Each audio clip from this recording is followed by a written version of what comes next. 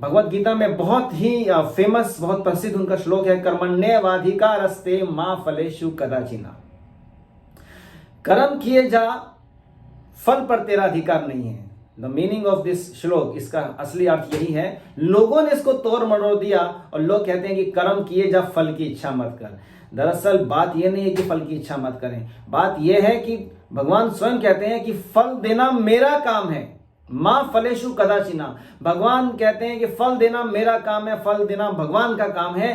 तुम बस कर्म किए जाओ, आपको कर्म के अनुसार उसका फल मिलेगा। ऐसा नहीं है कि कर्म करो, फल की इच्छा मत करो। साहब, आप कोई भी कर्म करते हैं, आप इच्छा के साथ करते हैं और इच्छा के साथ ही करना है। हाँ, उसका फल कैसा मिलता है वो आपके कर्मानुसार मिलता है, वो भगवान के हाथ में है। भगवान ने यही कहा है दोस्तों।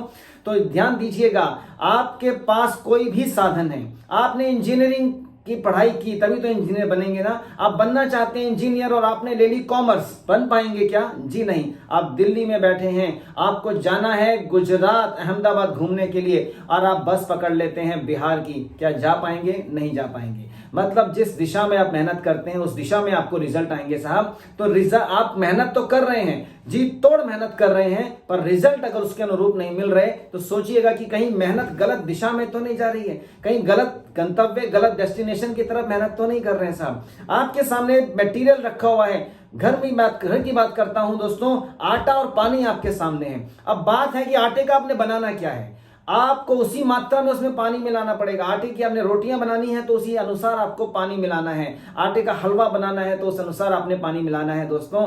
आटे का आपने चीला बनाना है, उस अनुसार पानी मिलाना है। जो भी आटा और पानी सेम है। तो अब आपने कर्म किया, रोटी बनाने के लिए आटा गूंधा। रोटी कैसी बनती है ये ऊपर वाले के हाथ में है।